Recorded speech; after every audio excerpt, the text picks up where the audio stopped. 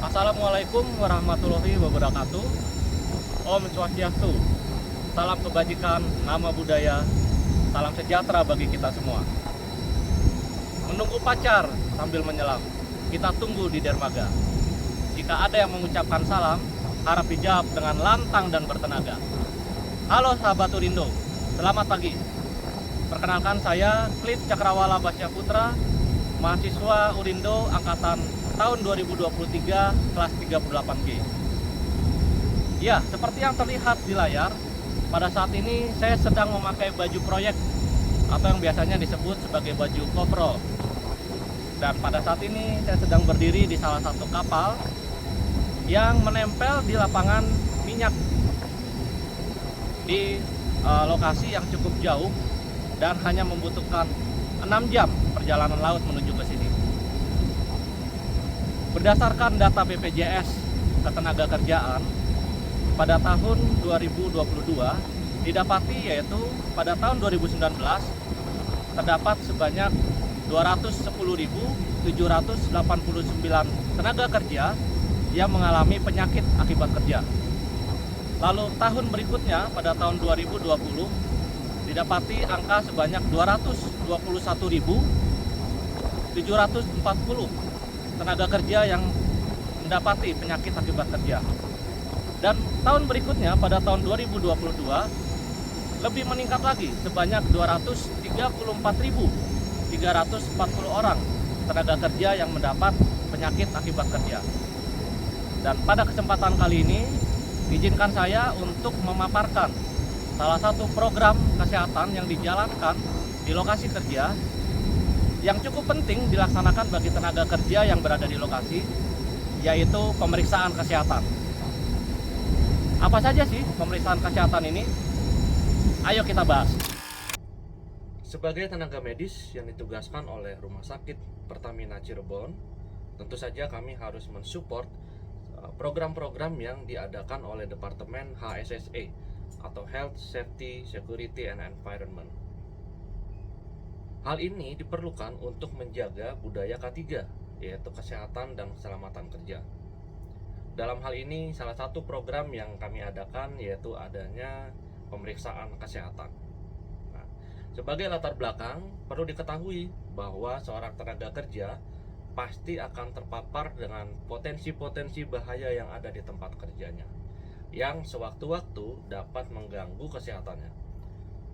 Nah, keselamatan kerja itu dapat dicapai setinggi-tingginya apabila tenaga kerja tersebut dalam keadaan kesehatan yang sebaik-baiknya.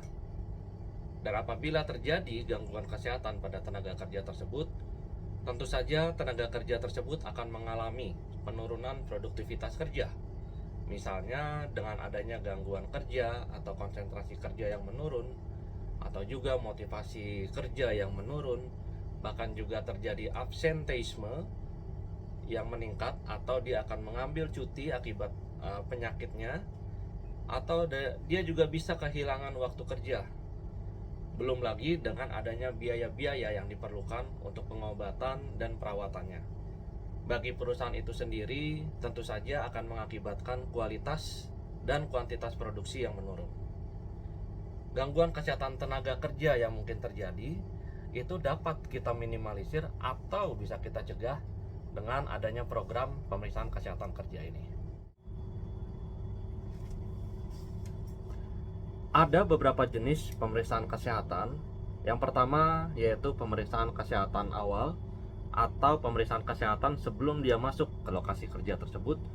Yang kedua yaitu pemeriksaan kesehatan secara berkala atau secara periodik, biasanya minimal 1 kali dalam setahun.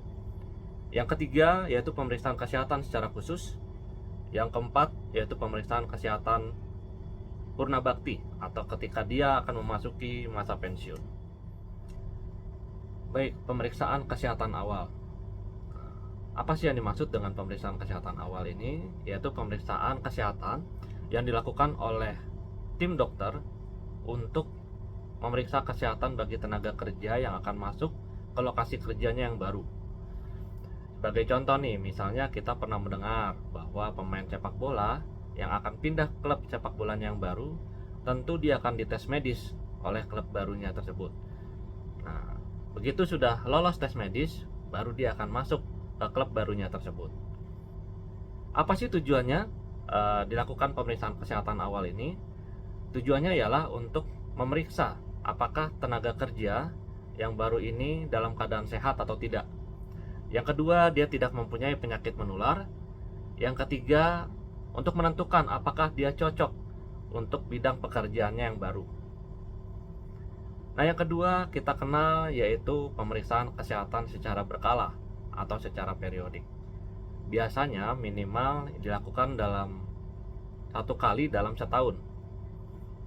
Apa tujuan dari pemeriksaan kesehatan secara berkala ataupun periodik ini? Yang pertama yaitu untuk mempertahankan derajat kesehatannya. Yang kedua yaitu untuk menilai pengaruh dari kondisi lingkungan kerjanya terhadap kondisi kesehatannya. Yang ketiga yaitu sebagai kontrol bagi lingkungan kerja tersebut. Sebagai contoh nih, misalnya di lokasi kerja tersebut terdapat potensi bahaya kebisingan. Nah, potensi bahaya kebisingan ini akan selalu menjadi paparan atau potensi bahaya bagi tenaga kerja tersebut, dan dari tiap tahun ke tahunnya dilakukan pemeriksaan kesehatan dan menunjukkan adanya penurunan pendengaran. Oleh karena itu, dianjurkan bagi tenaga kerja tersebut untuk memakai alat pelindung diri, yaitu berupa earbud atau earplug. Dan juga bagi kondisi lingkungan kerja tersebut harus dipasang dinding-dinding pemisah untuk meminimalisir kebisingan yang kemungkinan didengar oleh tenaga kerja tersebut. Nah, itu adalah contoh tujuan dari diadakannya pemeriksaan kesehatan secara berkala atau secara periodik. Pemeriksaan kesehatan selanjutnya ialah pemeriksaan kesehatan khusus, yaitu pemeriksaan kesehatan yang dilakukan oleh dokter secara khusus terhadap tenaga kerja tertentu. Tujuan dari pemeriksaan kesehatan khusus ini ialah untuk menilai adanya pengaruh dari kondisi kerjanya atau pekerjaan tenaga kerja tersebut terhadap kesehatannya. Sebagai contoh, apakah misalnya tenaga kerja tersebut terpapar oleh bahan asbes, ataupun dengan bahan pestisida, ataupun dengan zat radioaktif lainnya. Dan juga sebagai pemeriksaan jika sewaktu-waktu terjadi kebocoran bahan-bahan kimia yang berbahaya di lokasi kerjanya.